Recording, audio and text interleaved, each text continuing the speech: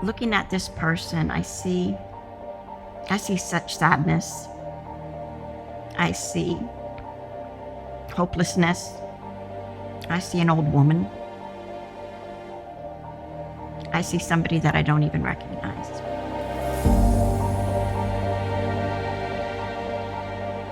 I went to see professionals to get my mouth analyzed, like, hey, can I get teeth again and whatnot? They're like, no, the damage to your mouth is so severe, you can't even wear dentures. I hated my smile. I hated having to go in social settings. I wanted to have my smile back. I didn't feel good about myself. I kind of isolated from family and friends, and it kind of pulled me down, you know. I started this. Sorry. This is just too much. The thing that changed my mind is when I was brushing my son's teeth, I smiled real big at him one day and he said, "Daddy, my teeth won't look like yours, will they?" And I told him no. I had really forgotten about those days, and I'm not going back there. Once we started talking about the options, it became pretty clear that just about the only solution for him is going to be to start over.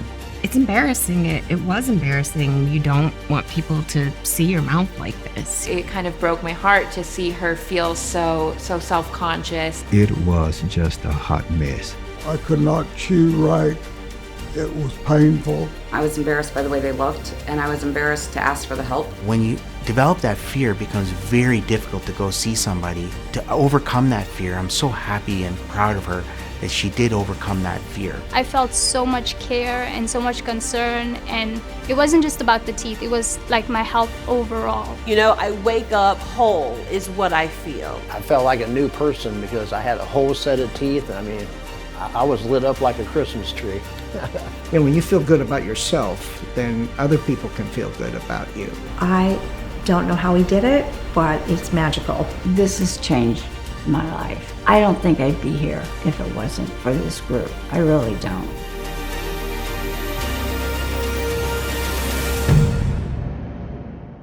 Those transformations, that's what everybody wants. All of my clients want to do that pretty much every day. And you know what? It's really not about the money. It's really about that euphoric feeling that they get when they see that kind of transformation. When you possess the skill and the know-how and the ability to actually create a situation where someone has a transformation and you change their entire life in one fell swoop, that type of thing can become really addicting when you don't have enough opportunities to do those cases, or the opportunities that you do have to do the cases aren't accepting treatment and they're telling you no. It can be unbelievably frustrating for people. I was at a point with doing general dentistry that I was very bored and depressed with it. It was leading me to the fact that I just wanted to retire. When they come in and they tell us stories like they can't eat, they can't smile, they don't go out and socialize with their family because they don't have any teeth or they have poor fitting dentures, and then they come in changed people when they actually have teeth that work, that look beautiful. Typically the biggest objection is money in terms of patients accepting treatment. What does the patient want? What is the patient's pain point? It's all about building rapport with the patient, really empathizing with their position and getting them to focus on the goal and, again, life after the treatment. One thing I had to solve was, how do I build this level of trust and how do I build it quickly? Thinking outside of the box where there's not just one way to pay for things. And most patients don't realize that. They think there's one or two ways to do it. Getting the patient to emotionally connect with the outcome and the quality of life that they're going to have really resonates deeply with me. Can we provide what that patient wants? And if we can, how can we help that patient afford what we have to do? What you really need is a team approach to help the team push that level of care forward. I didn't really necessarily focus on the outcome, period. I saw the immense value in being able to bring my team down here to train and start to understand the messaging that I was bringing to them firsthand. You're gonna have successes and you're gonna have failures, but the big key is that you always look at how that practice is evolving and growing and changing over time. I've come to the conclusion that if you're not growing, you're dying. From the patient's perspective, their transformation begins the second that they decide to take action.